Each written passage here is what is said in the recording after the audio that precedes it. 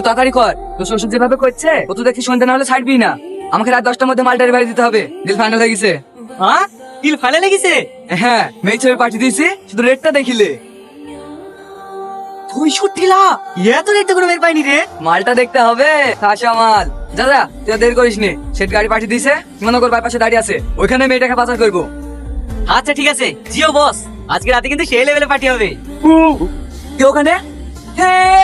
আমাদের প্ল্যান সব জেনে গেছে। ও যারা কোনো ভাব বানাতে না পারে, ধর ওকে।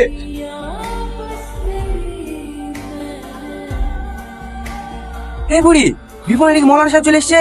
জামাই কই? প্যান্ডেলের দিকে নাই। না, প্যান্ডেল ঘর সব জায়গায় খোঁজা হয়ে গেছে, বিয়া কেউ দেখতে পাচ্ছিনি। তুই একবার ফোন করে দেখ না। ঠিক আছে আব্বা। আজিজ, সালমা ফোন করছে। ধর ফোনটা ধর। হ্যালো, কোথায় আছো তুমি? আব্বা তোমাদেরকে খুঁজে খুঁজে পাচ্ছে না। এই দেখো কলকাতা থেকে একটা বন্ধু এসেছে তো, ও আবার তোমাদের বাড়ি চিনতে পারছে না, তাকে নিতে আসলাম।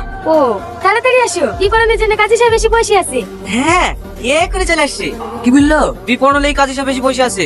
চ, কিন্তু ও বাসাড়ি দে, যেখানে গুলি লেগেছে হয় এমনি মরে যাবে। আর তাছাড়া তো আমাদের বেশি সময় লাগছে না, খুব বেশি হলে 8 ঘন্টা। বিল নাটকটা শেষ হলেই মাল্লি চলে যাবো, তারপর জানলে আমাদের কোনো অসুবিধা নাই। ঠিক আছে চ।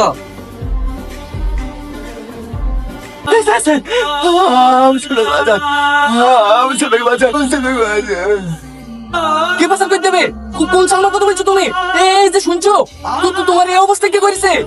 কনস্টেবল, তাড়াতাড়ি গাড়ি বের করো, এক্ষুনি হাসপাতালে নিয়ে যেতে হবে। কারা পাচার করে দেবে?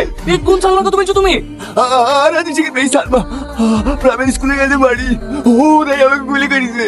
ঠিক আছে ঠিক আছে, তাড়াতাড়ি হসপিটালে নিয়ে যাও। লীলাদা, এক্ষুনি গাড়ি বের করো, সাহেবনগর স্কুল পাড়া যেতে হবে। ঠিক আছে স্যার।